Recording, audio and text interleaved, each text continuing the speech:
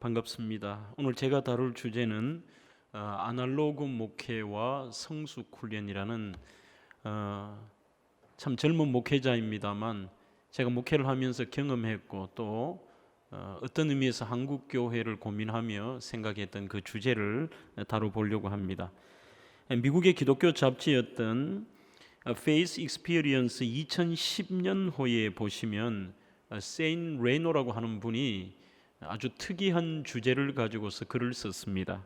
그 내용은 Why do you think teenagers are avoiding church in greater numbers now라고 해서 통상적으로 그 많은 10대들이 교회를 회피하고 교회를 떠나는 이유가 무엇인가, 여기에 대해서 그는 5가지로 정의를 하고 있습니다.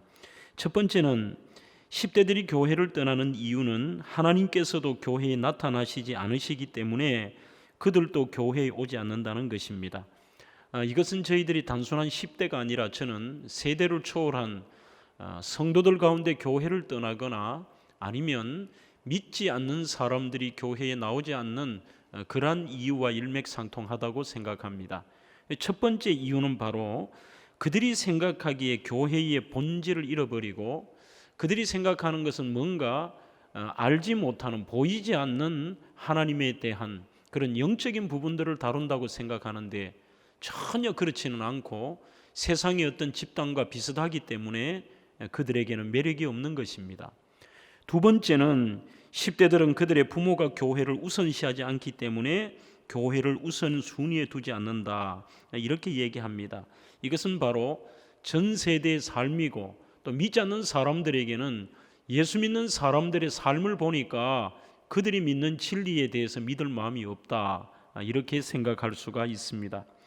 세 번째는 자기들끼리 연결될 수 있는 방법이 있기 때문에 10대들은 더는 교회를 의존할 필요가 없다. 나름대로 이 아이들은 교회에 가서 뭔가 느끼지 못하는 끈끈함이나 사랑, 또 그들이 받지 못하는 이러한 헌신들을 받는다면 참으로 교회에 대해서 헌신할 텐데 전혀 이런 부분에 대해서 느끼지를 못하니까 교회의 필요성을 느끼지 못한다, 그 말입니다. 네 번째는 교회에 다니지 않는다고 특별히 교회에 다니는 이들과 다를 게 없기 때문이다. 이것은 당연히 삶의 문제입니다. 마지막 5번째, 이 아이들이 교회를 떠나는 이유는 작은 것들을 중요시하면서 관계성 없는 일들에 열심인 교회들에 질려 있다는 겁니다.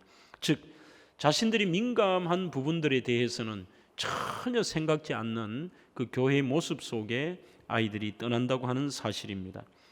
저는 이러한 세인 레노 교수의 10대들이 교회를 떠나는 이유는 단순한 10대뿐만이 아니라 지금 우리 한국 교회의 민낯을 보는 것처럼 그렇게 생각이 듭니다. 본질을 잃어버린 교회, 또 그 교회가 사람들에게 전혀 믿음의 영향력과 삶의 영향력을 주지 못하는 이러한 모습들이 현재 한국 교회가 부흥이 정체되고 감소되는 이유가 아닌가, 그렇게 생각을 해봅니다. 두 번째, 제가 서론에서 오늘 1998년 독립문학상 수상자인 이윤기 씨의 수상 소감을 적어 놓았습니다. 하고 있는 일, 살고 있는 삶에 내 피가 흐르고 있는가? 너는 지금 하고 있는 일의 품삯이 아닌 일 자체, 그 일의 골수와 희로애락을 함께하고 있는가라고 적어보았습니다. 제가 이렇게 두 가지를 설명하는 것은 첫 번째는 바로 모든 성도들이 가지는 또 교회의 문제를 이야기해 보았고, 두 번째 바로 이 이윤기 씨의 수상 소감 속에 우리는 한국교회 목회자들의 사명자로서의 의식의 문제, 우리가 과연 그 사명자로서 그 일에 대한 골수와 희로애락에 함께하고 있는 그 정말 품꾼이 아닌 우리가 사명자로서의 이러한 자세가 문제가 아닌가, 그런 생각도 해봅니다. 이런 측면에서 제가 미국에서 돌아올 때에 많은 고민을 했습니다. 그 고민하는 이유가 뭐냐 하면, 왜 한국교회는 과거보다 훨씬 더 많은 프로그램을 가지고 있고 더 열정적으로 힘있게 전도도 하고 노력은 하지만 오히려 한국교회가 감소 및 지금 현재는 퇴보의 길에 갈까? 그것은 절대 프로그램은 아니라는 것을 깨닫게 되었습니다. 그리고 한국교회가 본질을 잃어버린 것이 아닌가라는 생각을 해보았고, 참 부족하지만 한번 거꾸로 가봤으면 어떨까? 이 말은 거꾸로입니다만 한번 본질로 돌아가면 어떨까라는 이런 생각을 해본 겁니다. 오늘 레놀드의 이야기도 그렇고 이윤기 씨의 것을 통해서도 사명자는 사명자다움, 교회가 교회다울 때에 우리 교회에 부흥이 일어나고 교회가 전도가 된다. 저는 그렇게 생각합니다. 이제 본론으로 들어가서 그렇다면 실제적으로 여러분들에게 저희 대명교회 이야기와 제 목회 이야기를 좀 나누려고 합니다. 제가 2006년 1월 첫째 주에 대명교회 부임을 했는데 이때 우리 대명교회의 모습은 참으로 한국교회 쇠퇴해가는 교회의 전형적인 장소요 그런 모습이었습니다. 출석교인은 약 한 380명에서 400명 정도 그 당시에 되었고 또 지역적으로 도심 공동화 현상이 일어나는 그런 지역이었습니다. 시설도 40년이 넘어서 노후화가 되었고 천정에서 비가 셀 만큼 시설적으로도 사람들이 올 수 없는 그러한 교회였습니다. 대구 시내에 있다고 하지만 거기에 있는 초등학교 전교생이 전체가 약 한 20명, 25명밖에 되지 않는 그러한 시골과 같은 도심 공동화 지역이었습니다. 이런 지역에서 고령화도 심각했고 첫 주일 설교를 하러 올라가니까 이 본당에 있는 많은 분들이 전부 완전히 머리가 하얗시더라고요. 그러니 어떤 의미의 한국 교회의 그대로의 모습을 다 간직한 교회다 이렇게 볼 수가 있습니다. 뿐만 아니라 연세가 많은 분이셔서 지금까지 제가 15년 목회를 하면서 장례식을 약 한 350건 정도를 했습니다.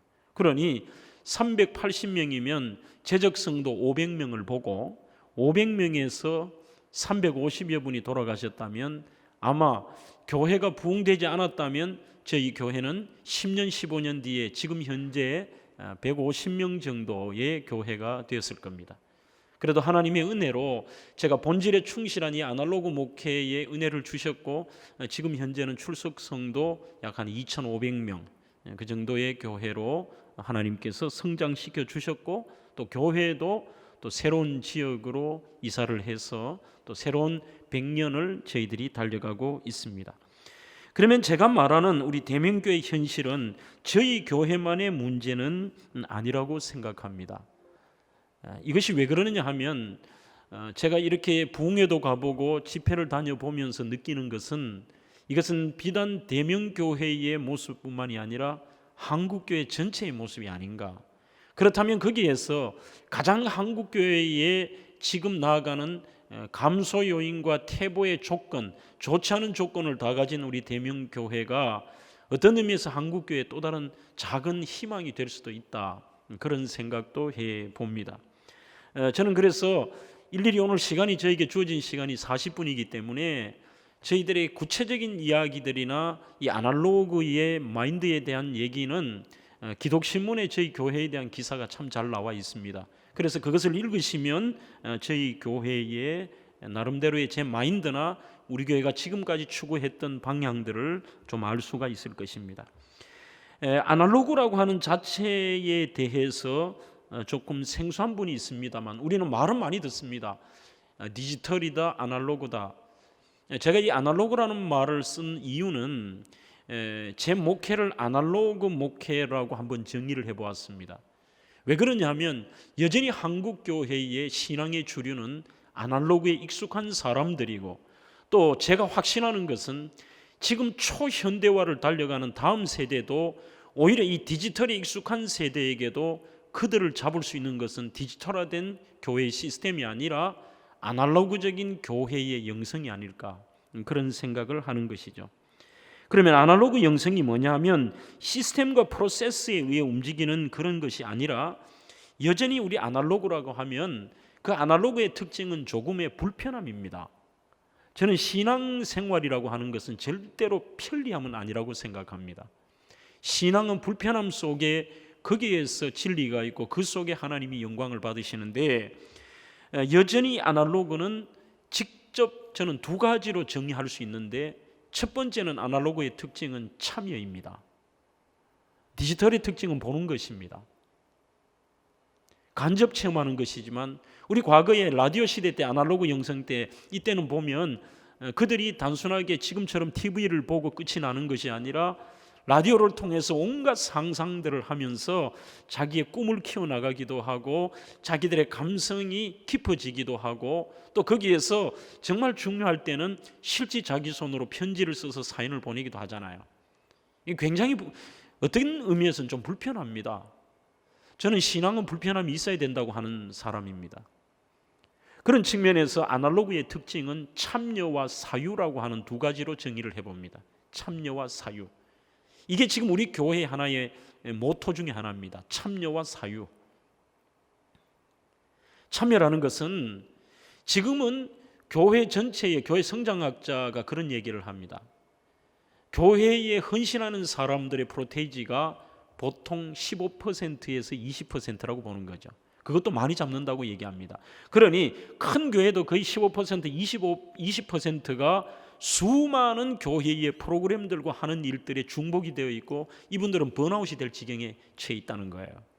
나머지는 거의 방관자나 구경꾼 아니면 그냥 참여하는 이 정도 예배 참여입니다만 제가 말하는 참여는 본인이 직접 헌신하고 본인이 직접 참여하고 본인이 직접 해보는 것, 이것이 중요한 것이죠.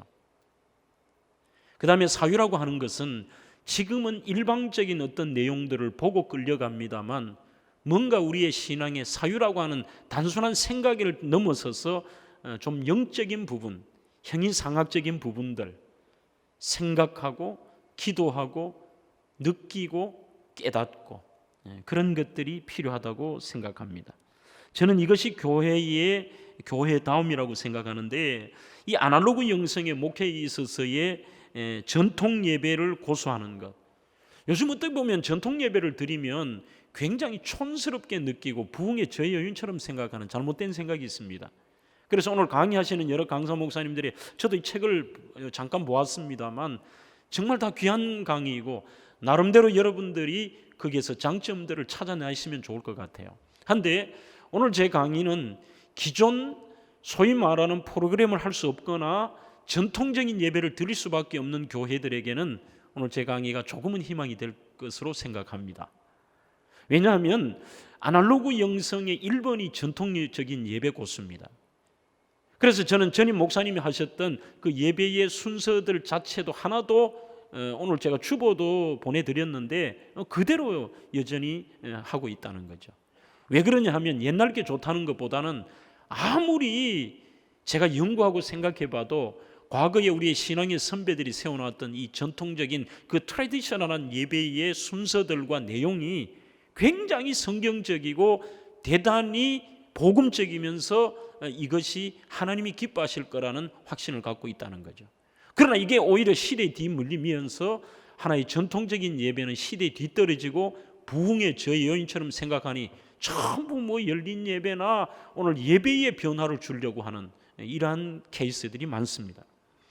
두 번째는 원초적인 복음 메시지이고 이것은 뒤에서 잠깐 더 언급하겠습니다. 세 번째는 기도입니다. 기도이고 네 번째는 역시 우리는 교회가 부흥되어야 되는 사명을 가지고 있기 때문에 새가족에 대한 부분인 것입니다.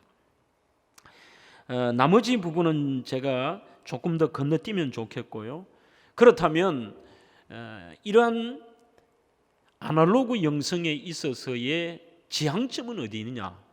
결국은 우리가 이런 아날로그 영성을 통해서 교회가 나아갈 방향은 신앙의 성숙이라고 생각을 한 거죠. 신앙의 성숙. 지금 한국교회 많은 문제들이 세상 사람들이 지탄의 대상이 되는 이유도 성숙의 문제입니다. 그리스도인들의 성숙의 문제이기 때문에 저는 성숙과 성장은 따로 떨어져 있는 것은 아니라고 생각합니다. 우리는 자꾸 방법적으로 성장만을 추구했기 때문에 물적 양적 성장론에 얽매여서 오히려 한국교회가 지탄의 대상이 되고 부흥을 가로막았다고 생각합니다. 그래서 거꾸로 지금 오히려 우리 많은 목회자들이 교회가 성숙에 집중을 한다면 성도의 삶과 신앙의 성숙을 우리가 거기에 초점을 맞춘다면 좀 늦을지라도 한국교회는 희망이 있다. 여전히 부흥한다라고 생각하고 있습니다. 그러면 이런 측면에서 오늘 저희 대명교회의 이야기들을 좀 해보려고 합니다. 지금 현재 대명교회는 조금 전에 말씀드린 대로 지역적으로도 한번 이동을 했습니다. 이동을 했고 숫자적으로도 하나님의 은혜로 한 5배, 6배 이상의 그런 부흥을 주셨고요. 특별히 저희 교회가 자랑하는 것은 이렇게 오해하는 분들이 많을 겁니다. 야, 대명교회는 그렇게 아날로그 영성으로 목사가 목회하고 원초적인 예수, 십자가, 천국, 부활, 영생 이러한 원초적 복음 선포하고 또 전통적인 예배를 드리고 이러면 제일 우려하는 게 이겁니다. 첫째는 과연 그런 교회에 새 가족이 올까? 그 다음에 두 번째 고민은 야, 그런 교회에 젊은 세대가 남아있고 과연 젊은 세대가 올 것인가라고 또 그 고민을 할 겁니다. 그래서 여기서 제가 저희 교회 같은 경우는 그 두 가지의 우려를 불식시킬 수 있다는 거죠. 그래서 여러분들에게 부족하지만 이런 얘기를 조금 드릴 수가 있고 또 함께 여러분들과 얘기를 나눌 수 있는 겁니다. 첫째는 새가족에 대해서는 저희 교회가 교회 성장 연구소에서 파악한 걸로는 우리 교회 새가족 정착률이 95%입니다. 그리고 전국의 건강한 성도들이 만족하는 지수가 대단히 높은 교회로 교회 성장 연구소에서 그렇게 파악하고 있습니다. 두 번째, 저희 교회의 자랑이 청년들입니다. 약 한 400여 명의 청년들이 지금도 토요일이 되면 약 한 3시간씩 이 아이들이 한 120명에서 150명이 모여서 한 3시간을 간절히 기도합니다. 그리고 이 아이들이 100% 11조 다 하고 기존에 우리의 전 세대들이 해왔던 아름다운 신앙의 전통들을 그대로 이어가고 있다고 하는 사실입니다. 이런 측면에서 우리가 한 번 정도 대명교회가 모든 전통적인 교회와 한국의 문제를 안고 있는 부흥의 저해라고 생각하는 그런 교회들에게 조그마한 희망이 될 거라고 생각합니다. 프로그램이 아니라는 거죠. 교회 시스템도 아니고 교회의 어떤 양적인 것이나 사이즈도 아니더라는 것이죠. 크고 작은 것을 뛰어넘을 수 있는 것은 결국은 본질입니다. 그래서 우리가 그 신앙의 본질을 추구할 때에 작은 교회가 늦지만 결국은 이 본질과 성숙이라는 것에 초점을 맞춘다면 저는 반드시 부흥한다. 또 거기에 대해서 우리 대명교회가 조금 한 발짝 앞서서 그 부흥을 조금 경험해 보았다. 이렇게 말씀을 드릴 수가 있겠습니다. 시간 관계상 거기에 대한 자세한 내용들은 158페이지 중간까지는 여러분들이 책으로 읽으시면 방금 제가 요약한 내용들을 이해하실 수가 있겠습니다. 그러면 크게 두 번째로 교회의 부흥을 위한 우리 새가족 정착에 대한 제언을 몇 가지 드리려고 합니다. 첫째는 당연한 얘기입니다만 우리 한국교회는 보면 열심히 전도하고 열심히 노력하고 열심히 준비하는데 소위 말하는 상대방의 입장이 되어보지 않는 이 문제가 있는 것 같아요. 예를 든다면 저는 과일 중에 신과일을 대단히 싫어합니다. 그런데 신방을 가보면 어떤 집에는 얼마나 화려하게 차려놓은지 몰라요. 그런데 과일을 전부 신 것만 차려놨어요. 그렇다면 아무리 대접을 잘해도 저는 그렇게 좋아하지 않겠죠. 지금 우리 한국교회가 그러한 모습이 있다는 얘기입니다. 어떤 의미에 우리 속에 갇혀서 우리의 판단과 사고 속에서 새가족은 이럴 거다, 이렇게 해야 되고 시설은 이렇게 해야 되고 시대를 따라가야 되고 이렇게 프로그램 해야 된다고 생각하는데 제가 파악하는 새가족의 마인드는 조금 기존의 우리의 생각들과는 다르더라는 거예요. 그래서 그들의 입장과 생각을 좀 맞출 필요가 있습니다. 이 아날로그라고 하는 말은 사전적으로는 0과 1이라는 신호로 구성된 디지털과는 달리 연속적으로 변하는 물리량을 나타내는 것이라고 정의합니다. 그러나 그것보다 중요한 것은 수사법으로는 일반적으로 낡은 것, 사라져가는 문화 등을 뜻하기도 합니다. 그래서 한국교회가 어떤 의미에서 신앙과 삶은 오히려 불편한 아날로그로 돌아가야 되는데 그게 새가족들이 원하더라는 거예요. 이게 저희 교회 예를 들면 그렇습니다. 영천에 가시면 삼사관학교라고 있는데 거기서 교회까지가 지금 이사하기 전에 교회가 거리가 차를 타고 1시간이 넘습니다. 그러면 그분은 저희 교회 은퇴 장로님의 전도를 받고 예수님 예자도 모르는 분이었습니다. 이분이 새가족으로 오셨는데 이상하게 뭐 몇 주 나올까 안 나올까 하는데 계속해 나오시더라고요. 삼사관학교에서 영천역까지 자기 차를 타고 와서 거기서 기차를 타고 동대구역에 내려서 거기서 지하철을 타고 갈아타고 저희 교회까지 오는 거예요.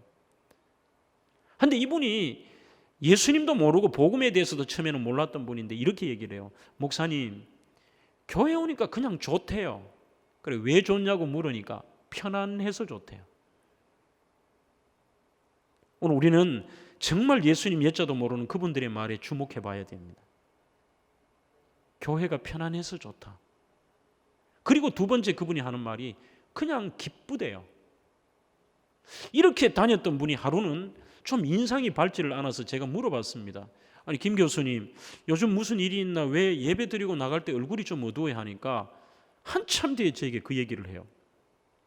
목사님, 실은 정말 예배를 은혜 받고 나가는데 제일 마지막에 목사님 그 찬양이라는 표현도 그분이 몰랐어요. 모르는데 마지막에 온 성도들이 그 찬양을 부르는 순간에 자기는 무섭대요.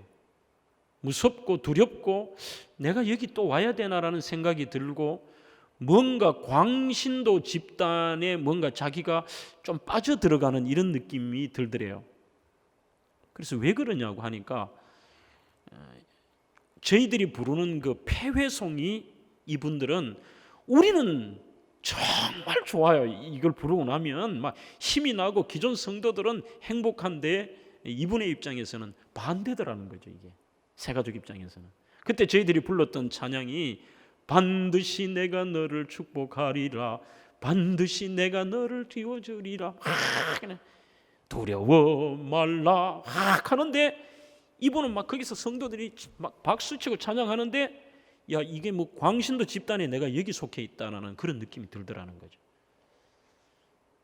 그래서 예수님을 만나야 될 새가족이 그렇게 느끼다면 우리는 그들의 입장에서 바꿔야 된다. 이런 거는 바꿔야 된다.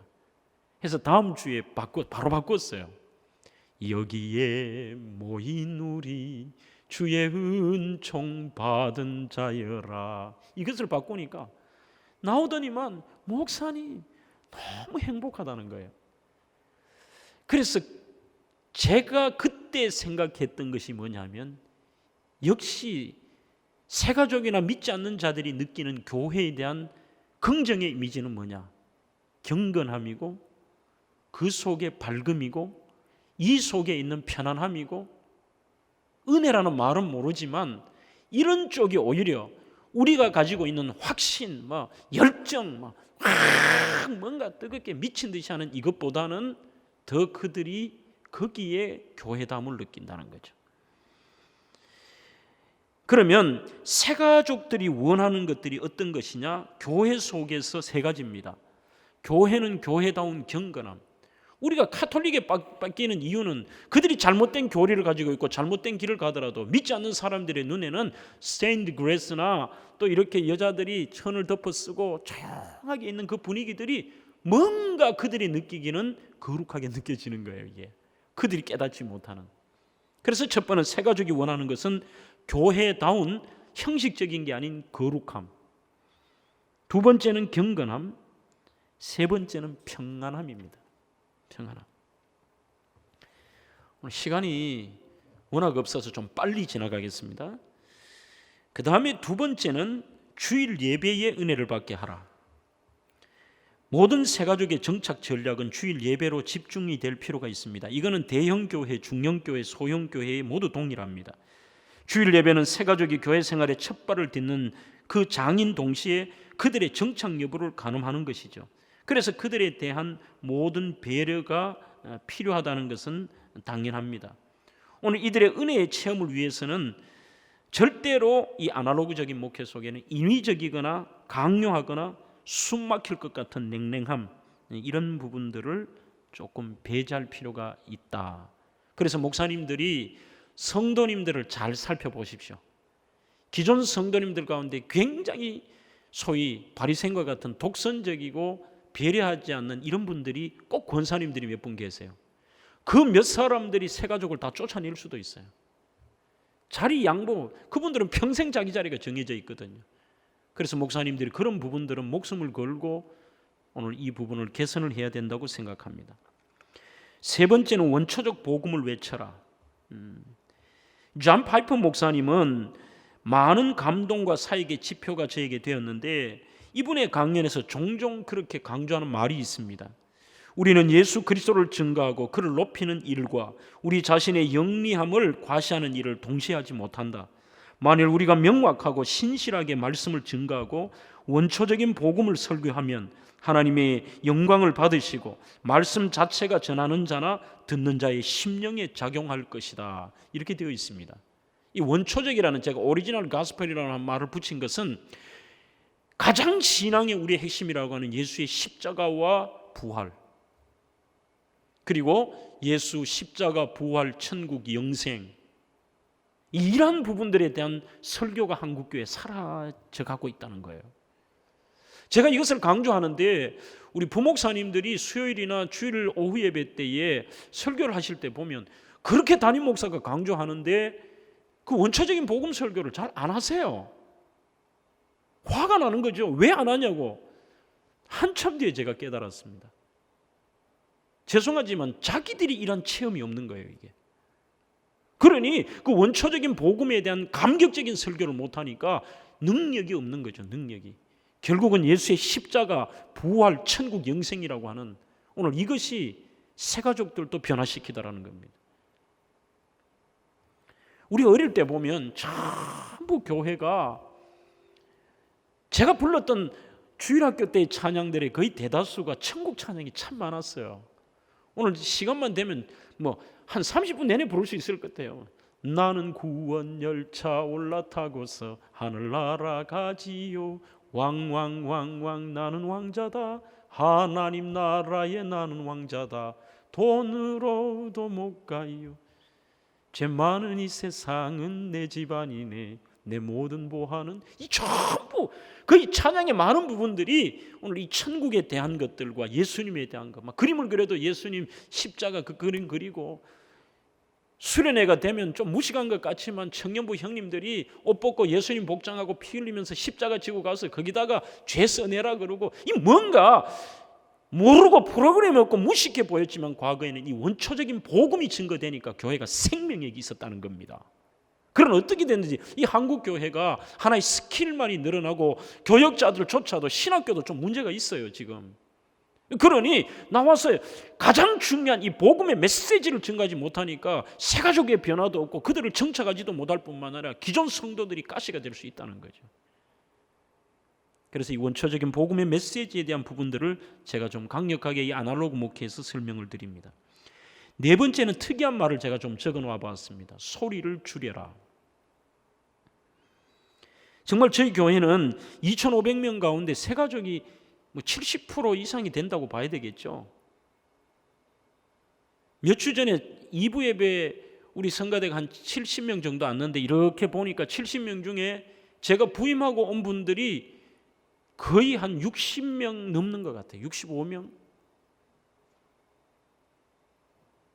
그러면 우리는 앞에 반복이 될 수 있습니다만 좀 더 새 가족의 입장과 또 성도들의 입장을 생각할 필요가 있는데, 자꾸 여러분들이 지금 우리 한국교회가 초창기로부터 해서, 아니 전 세계가 지금에 오면서 가장 많이 부흥된 게 뭐냐? 저는 데시벨이라고 생각합니다.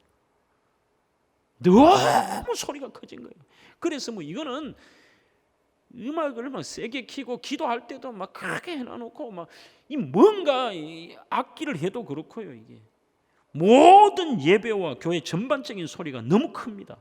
디지털화된 음악, 데시벨이 높은 찬양, 드럼과 각종 악기, 거의 정형화된 찬양과 시스템은 시골 작은 교회, 제가 청도의 작은 교회 붕회를 가보니까요, 교인 할머니 30명 앉혀놓고 하도 우리 선배 목사님 붕회를 해달라고 갔어요. 가니까 그 작은 교회도 청년부 3명이 있다는데 하나는 신디를 치고 하나는 드럼을 치고 하나는 이 마이크를 잡고 찬양을 하는데, 이 드럼 치는 친구는 그 전날 무슨 스트레스 받는 일이 있었는지 미친 듯이 막 드럼을 치더라고.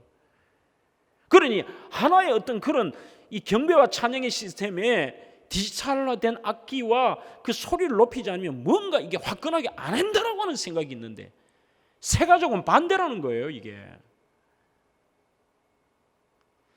저희 교회 서치균 장로님이라고 하는 피부과 원장 하시는 분이, 이분이 이제 한국에 와서 대구에 오셔서 정착을 하면서 쭉 큰 교회들마다 대구에 어느 교회를 가느냐 하니까 추천을 하더라는 겁니다. 그래서 그 추천을 받아서 많은 교회를 갔는데 우리 대명교회 정착을 하셨어요. 그래서 저는 착각을 했죠.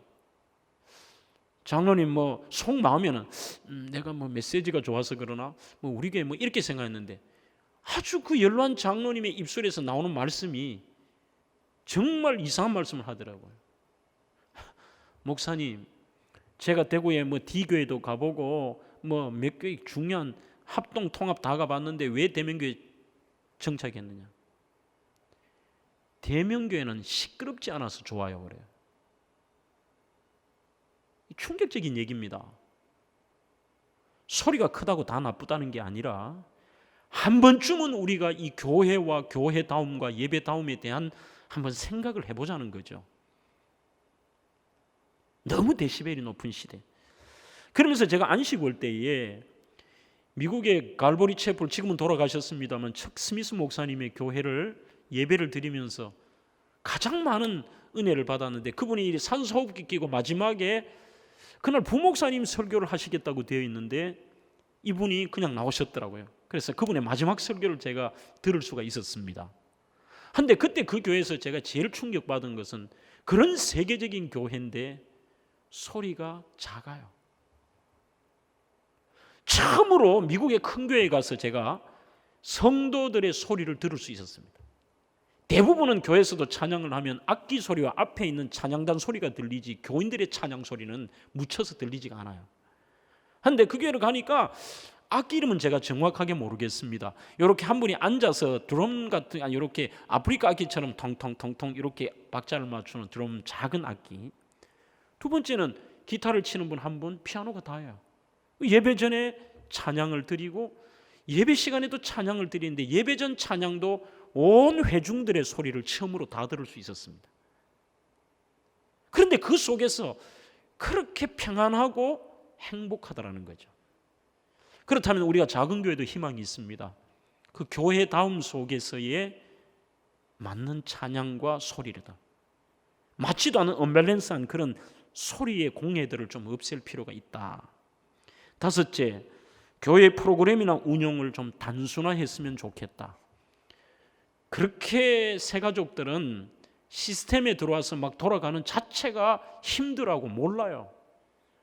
저희 교회는 16주짜리 새가족, 제가 지은 책으로 하는 새가족 훈련을 제외하고는 모든 과정, 그것도 나중에 하니까 이 16주가 너무 길어요.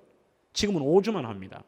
5주 새가족 교정 이외에는 그 대신 성도들 위한 장은 다 열어줍니다. 저희 교회도 크로스웨이도 있고 인물별 성경 공부도 있고 그 다음에 신구약 파노라마도 있고 다 있지만 그 어느 것 하나도 성숙 훈련까지도 전부 자율입니다. 뭔가 오시면 그들도 바로 정착할 수 있는 시스템의 단순화가 필요하다고 생각합니다. 그 다음에 크게 세 번째, 성숙 훈련은 왜 제가 이것을 시작했느냐 하면 결국은 삶의 문제다라는 거죠. 제자 훈련과 수많은 우리 이 땅에서 성경 공부가 있는데 과연 그 제자 훈련, 우리가 무슨 그 제자 훈련을 비난하는 게 아니라 이런 게 필요합니다만 현재 한국 교회로 봐서 더 필요한 것은 삶의 훈련이다. 그래서 만들어낸 것이 제가 넥서스 크로스에서 산상순을 통해 배우는 성숙한 그리스도인, 그리고 십계명을 통해 배우는 성숙한 그리스도인, 이 두 권을 집필을 해서 냈습니다. 신약에서는 예수님이 직접 하신 삶의 모든, 그게 보면 돈 문제, 여자 문제, 관계 문제, 분노 문제 다 나오거든요. 해서 산상순을 통해 우리의 삶의 성숙이 필요하다 해서 그것을 집필했고, 지금 저희 교회는 이 성숙 훈련을 하는데, 오늘 여러분들에게는 아마 그 성숙 훈련 교재가 필요하신 분들은 넥서스 크로스에 하시면 그 두꺼운 교재가 있고요, 그냥 학생용처럼 우리 교회에서 일반 성도들이 할 수 있는 작은 책자는 아마 하나씩 다 드릴 겁니다. 하는데 이 훈련은 한마디로 공부가 아닌 주는 훈련입니다. 철저하게 주는 훈련만을 시킵니다.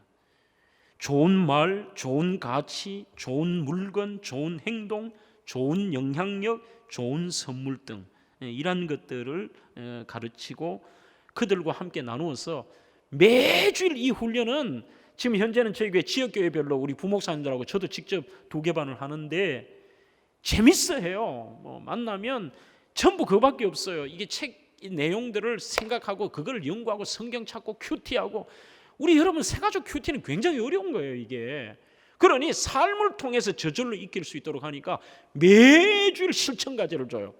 그 실천 과제도 간단해요. 누구에게 직장 동료에게 커피 사주기, 또 누구에게 이번에는 감사의 말 10개 하기, 누구에게 어떻게 하기, 부모님 찾아뵙기, 이런 것들을 해서 매주일 공부가 끝날 때까지 하니까 이분들이 주는 삶으로 바뀌어요. 그래서 거기에 멘토라고 세운 나름대로의 리더들도 이들은 가르치는 위치가 아닙니다. 철저하게 섬김의 자리인 것입니다. 제가 교회 성장학 책에서 닥터 슈미트라는 박사님에게 이런 얘기를 들었습니다. 새가족 한 사람이 교회에 6명이나 7명만 아는 사람을 만들어주면 그 사람은 무조건 정착한대요. 6명이나 7명. 이게 굉장히 중요하답니다. 프로그램이나 뭐나 다 그게 아니라 어떤 종류이든지 그 사람에게 6명이나 7명을 붙여주면 무조건 된다는 거죠. 그래서 이 성숙 훈련은 그분을 섬기는 그룹들을 만들어 드려요. 그리고 자기들도 들어오자 말자 자기들도 그 자리 가요. 그러니까 이거는 성경을 가르치고 이런 것이 아니니까 당연히 할 수 있다는 거죠. 오늘 저에게 주어진 시간이 3분이 남았기 때문에 제목만 언급합니다. 4번째, 되지 않는 신방을 되게 해라. 요즘은 신방의 시대는 아니라고 합니다. 오늘도 저를 수행해서 2분의 부목사님이 왔습니다만 저희 교회는 나름대로 대구가 대도시지만 거의 지금 신방 목회는 아니라고 하지만 우리 교회는 거꾸로 가요. 아날로그로. 결국은 성도들은 만나야 된다. 그러면 요즘은 집으로 오는 것을 싫어합니다. 저희들이 CBS에서 나와 있습니다만 드라이브 뚜루도 저희 교회가 해보고 또 앞에서 만나도 어떻게 하든 오늘 그들에게 카페 신방, 드라이브 신방 여러 가지 방법으로라도 반드시 성도들을 접촉하게 하는 이 아날로그적인 목회를 하고 있습니다. 섬김을 받고 섬길 수 있는 장을 마련하라. 이것은 지역교회인데 좀 더 쉽게 접근한다면 여러분들 교회의 교구라고 보셔도 됩니다. 교구를 우리는 지역교회라는 개념으로 확장을 해서 현재 아마 우리 합동교단에서는 저희밖에 없다고 생각하는데 우리 세대는 있는지 모르겠어요. 저희들은 부목사님들의 개인 목양방을 다 드렸어요. 그러면 그 의미가 무엇이 있느냐 하면 교구의 개념이 강해서 그들이 자체적으로 자율적으로 목회를 경험할 수도 있는데 교회 안에 대명교회라고 하는 큰 교회 안에 7개 교회가 따로 있는 거죠. 그러면 여기에서 자기들끼리 다 돌아가니까 금방 온 새가족도 거기 안에서는 찬양대도 할 수 있고 교사도 할 수 있고 섬김의 자리도 할 수 있으니까 큰 교회에서 20% 정도만이 섬길 수 있는 것들이 이들이 아날로그에 소위 참여와 사유라고 하는 측면에 참여할 수 있는 장이 7배, 8배로 늘어나더라는 거죠. 그렇게 해서 저희 교회는 지금 현재 이 지역교회가 은혜롭게 잘 돌아가고 있고 혹시나 저희 교회 지역교회 시스템은 시간이 없어서 설명을 못 드리고 보시고 싶은 분은 언제든지 이번 강의를 들으신 분들은 대명교회 오시면 저희들이 상세하게 설명도 드리고 어떻게 지금 지역교회가 이루어지느냐를 설명을 드리도록 하겠습니다. 이제 제가 주어진 시간은 여기까지 끝이 났습니다. 강의 시간이 짧아서 상세한 설명을 드리지 못해 죄송하고 결론적으로 우리는 교회의 부흥은 다시 한번 거꾸로 가야 된다. 본질에 충실하며 우리의 삶들의 성숙이 중요하다. 여기에 초점을 맞췄습니다. 더 궁금하신 분들은 연락을 주시거나 저희 교회 찾아오시면 제가 반갑게 맞이해드리고 꼭 그 얘기를 하십시오. 이번에 다는 못하고 세미나를 들었다고 얘기하시면 제가 그런 상세한 설명과 또 자료도 드리도록 하겠습니다. 네, 강의는 이것으로 마치겠습니다. 네.